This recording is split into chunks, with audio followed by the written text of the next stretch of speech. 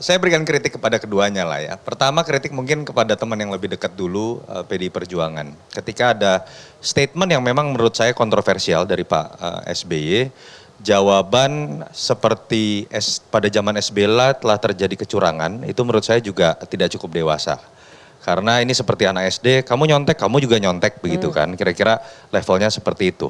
Karena sebetulnya ini masuk kepada Pak SBY, apa yang diungkapkan oleh Pak SBY itu sebetulnya sudah dijawab oleh Pak SBY sendiri. Saya bahkan menyebutnya kalau dalam resesi ekonomi itu ada mitos tentang resesi siklus 10 tahunan, sekarang jadi terbukti ada siklus 10 tahunan SBY.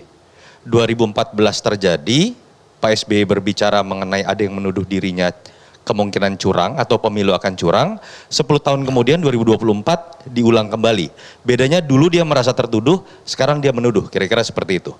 Dan tanggal 1 April 2014 dan 5 Juli itu ada taping video dari Pak SBY sendiri yang mengatakan, pertama, tidak mungkin dengan peranata dan aturan yang ada seperti sekarang ketika Bawaslu dan KPU independen terjadi kecurangan. Itu sudah menjawab bahwa seharusnya kalau SBY pernah menyadari berbicara itu yang ditujukan adalah bukan mengenai KPU dan Bawaslu.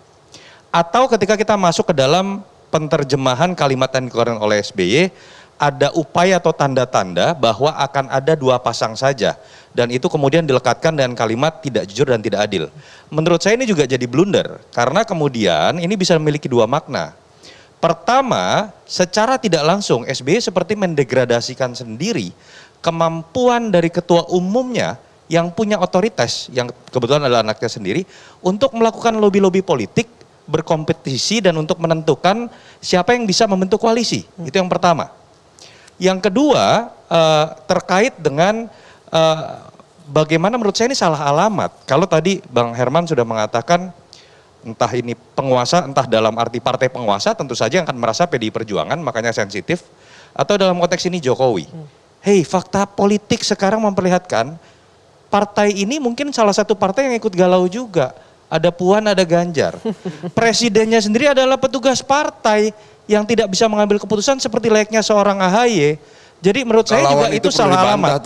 Terakhir, menurut saya, yang galau itu yang buru-buru koalisi, nah itu galau. Kali kita ini, tenang, kita menurut saya harus memberikan pujian bahwa kritik keras yang dikeluarkan oleh AHY kemarin menggunakan data-data yang kemudian direspon oleh orang seperti Adian dengan data-data yang lain, itu jauh lebih berkualitas dibandingkan dengan kritik majelis tingginya.